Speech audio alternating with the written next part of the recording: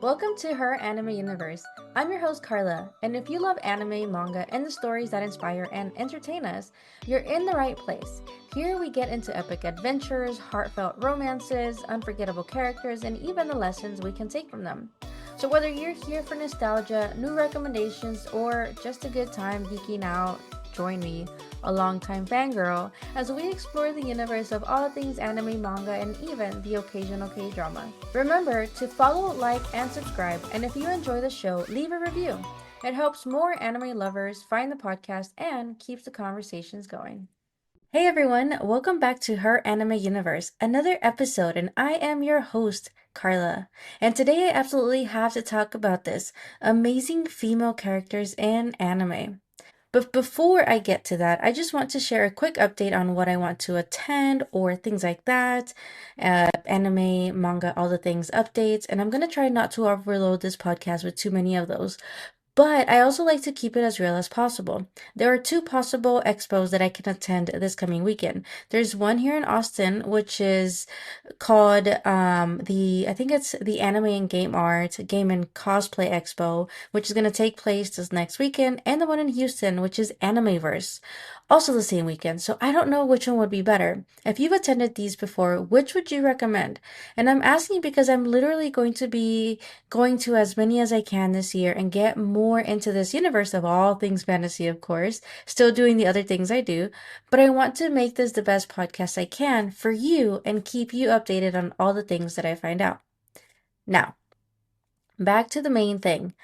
Amazing female characters in anime, in my opinion at least. Now, why is this so important? Well, for one, because I'm a woman talking about anime, and of course, I need to highlight some of the best female characters out there. Yeah? Anime is such an interesting medium, and depending on the genre, female characters are portrayed in so many different ways. Some anime really lean into the big boobed female character trope, where the guys are just straight up pervs. Okay? Let me just say it pervs. Like I just started watching Chainsaw Man, and Denji is all about the boobs until he gets them, and then he wants more. But at the same time, his superior, Makima, is this powerful woman who leads him on and plays him. Then you have anime where the girl is more shy, meek, and needs protection, like in My Happy Marriage. Even though Mio is more powerful than she knows, she still falls into that delicate, reserved role. But let's be real, being protected isn't always a bad thing. At least as a woman, it can feel nice to have a partner who steps in for you when you need it. On the flip side, there's also anime where the men are so beautiful that they could honestly just pass as women. So why not make the female main characters just as stunning? It makes me wonder sometimes, like, why is she so plain? But there's always something at the end.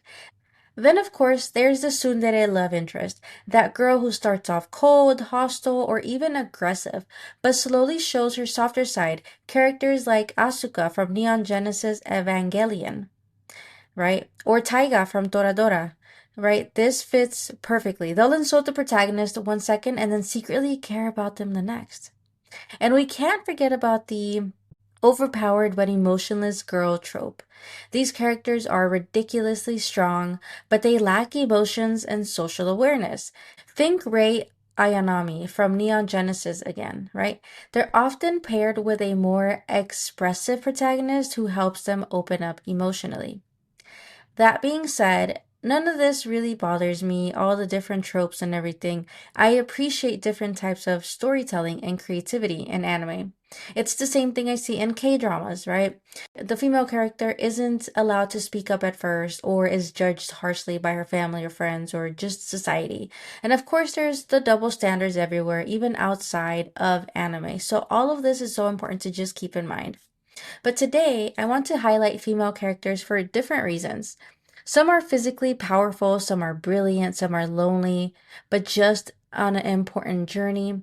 And some have this incredible ability to connect with people. So, who are these women who I think are super duper amazing and awesome? Yeah, here we go. Okay, so I don't know, I've always liked this one. Claire. From what? Claire from Claymore, yeah? And I have to start with Claire from Claymore, especially because I feel like this anime and manga doesn't get talked about enough, especially from a woman's perspective. I've seen some really great explanations on YouTube by a few people, but I haven't really found many women talking about this one. And so those really great explanations are from guys, and I appreciate those explanations because they gave me so much insight. But I also wanted to talk about it from my point of view. So Claymore is one of those series that gets compared to Berserk, except in this one, the women are the ones hired to fight. They are the ones with the ability to be violent, and that's part of their job. Normally, in most stories, women aren't the ones doing the fighting and killing, but Claymore flips that dynamic, which I love. This story follows female warriors called Claymores, who are half human, half monster hybrids that fight against flesh eating demons called Yoma. And Claire, she's freaking powerful. Her family was slaughtered by Yoma, unfortunately, and she was saved by a legendary Claymore named Teresa. Oops. Yeah, I do give some stuff away. But instead of just being grateful and moving on, she chose to become a Claymore herself, dedicating her life to fighting against Yoma. There's a big story behind that, but go watch it, okay? What I love about Claymore is that compared to the other Claymores, she is actually the weakest one. Yet she never gives up. She keeps pushing forward even when she shouldn't win. One of the key things that keeps her going is this boy, Rocky, that she saved. Even though claymores aren't supposed to have emotions or attachments, Claire develops this empathy. And I love that because it's a full circle moment. She was saved and then she passed it along by saving someone else. She almost reminds me too of Goku in this, and not like how like his power level, but in the sense that she keeps fighting even when she should be dead. And no, I'm not saying she's like Goku, like I said, but the perseverance, it's is what makes me think of him. She's constantly having to battle with the monster side of herself while staying in control. And what I love is that there's no single moment that made me just love her. It's just her overall vibe. She's like, I don't know, cool. She's the underdog, yet she keeps proving people wrong. So, one thing that I learned from Claire is that even if people think you're not strong enough or capable, if you push through, face your hardest battles, and accept help when you need it, you will overcome your obstacles. Okay? It's okay to ask for help here and there. Also, as I explain or speak on characters, let me know if you ever wanted me to do a deeper dive on this, right? Or especially here, Claymore, because again, like I said, it's not talked about enough. And as a woman, not enough, right? Now, another character that I love is Bulma from, of course, Dragon Ball and all the Dragon Ball series. She's been such a fun character to follow throughout the Dragon Ball series. When I first started watching, I really thought she and Yamcha were going to be the end game, but clearly that wasn't meant to be. At some point, she probably wanted growth and a challenge, and Yamcha, he definitely wasn't it. So when she ended up getting with Vegeta, okay, again, another spoiler. That was the ultimate challenge, but it also showed that as a woman, as smart as her, who knows what she wants, can find a man who will protect her and will grow with her. And he too will find a woman who is, as he said, feisty in one of these episodes, but challenges him and makes him want to protect her. So sweet, right? Isn't it? Like even the most alpha or badass dude can be sweet for the woman he loves. So from the beginning, Bulma was wealthy, but that never stopped her from wanting more knowledge. She went on her own adventure to find something she really wanted, and that's how she met Goku. And if you've watched Dragon Ball, I hope you have, you know she's after the Dragon Balls and isn't afraid to get her hands dirty. You would think that being so smart and rich, she would just pay her way through everything. And yeah, she does sometimes, but she actually likes doing the work herself. She likes getting in there. She likes exploring, she likes tinkering with things. And one of my favorite moments with her is when she's just chilling with Wiz, eating and chatting like it's nothing, while Vegeta is literally afraid of Wiz and Beerus, and Bulma, unbothered. So, something that you can learn, and I've learned from her, is that when you have confidence, when you know what you want and follow your path, You'll attract everything you want and more, your relationships, your success, your lifestyle. And I think that's something as women that we really should remember. Now there's Usagi, or Sailor Moon, and she's been one of my favorite characters since the beginning of my anime journey. She likes sleeping in? Same. She got a C in math? Same. Not saying that's okay, right? But you get me. She's a middle school girl. I was in middle school when I started watching her. And one of the things I admire about Usagi is that she's not afraid to make friends. She sees someone interesting, she talks to them. Even after discovering that she was Sailor Moon, the daughter of Serenity, she stayed friends with her original crew, Naru and Umino. She starts out lazy, in the series and a little selfish, but by the end, she's selfless and willing to protect her friends, her family, even the entire planet.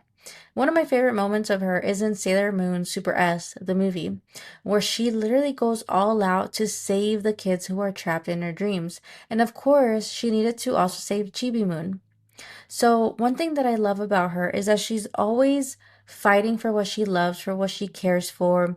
And even though she's, stubborn and lazy at times and doesn't want to do school, but just loves, Tuxedo Mask, she's so loving. And one thing that I will always love about this series is that you really can cherish friendships and be selfless when you need to. And she's a reminder that kindness and connection really truly matter, especially now and everything that's going on in the world.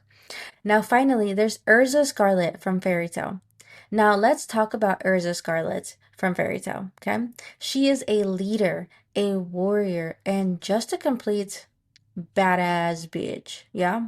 She's one of the strongest mages, and she's been through so much trauma, enslavement, losing an eye, fighting nonstop battles, yet she still protects her guild and her friends. And, she's worked so hard that she gets to be an S class mage. And it's not that she gets to be, she's earned her way. She's worked herself there to get to be an S level mage. And what makes Urza unique is that she's both masculine and feminine. She has confidence, but she's also vulnerable. She's serious, but she's hilarious. And I honestly admire how the creators just kind of picked perfect moments for her to be one or the other, and it always fit her. And here's something real. Her armor, it's literally and figuratively her shield. She wears it to feel safe after everything she's been through. And that's something a lot of women relate to. More towards the back end of the show, she becomes even more of a leader in the guild. And what I love about her is that even after starting her healing journey, something tends to happen that is like a reminder that healing is not linear. There's always lessons to be learned along the way. So there's always a constant growth here. So remember, the lesson that you can learn from her is that sometimes we need our armor, but we also need to know when to take it off and let people in. Because that's when you will truly grow, when you learn from others. So those are the four amazing female characters in my opinion, right? And there's so many more, but these were the first four that I wanted to talk about. And you let me know who you think is amazing. If you're new to anime and want to know more about these characters, I'd recommend, specifically to get to know these characters, I'd probably recommend starting with Dragon Ball, Fairy Tail, Sailor Moon, and then Claymore, since that one is more violent and bloody and gory. But really, if you wanted to start getting into it, I would probably watch Naruto, Sailor Moon, of course, Dragon Ball, Bleach, probably. I'd also watch older anime just so you can learn how people and creators do their work. So let me know, who are your favorite female anime characters. Also, should I talk about the villains? Maybe the powerful female villains, because there are some really good ones out there. So let me know on Instagram, DM me, or just leave a comment below. So with that being said, and all my favorites, that's all for today. Till next time. That's it for today's episode of Her Anime Universe. Thanks for hanging out with me and geeking out over all things anime and manga. If you enjoyed this episode, make sure to follow, subscribe, and leave a review. It really helps this podcast grow. Let's keep the conversation going over on Instagram at Her Anime Universe, or even on my other page at Coach Carlita. Until next time, stay bold, stay curious, and keep being unapologetically you.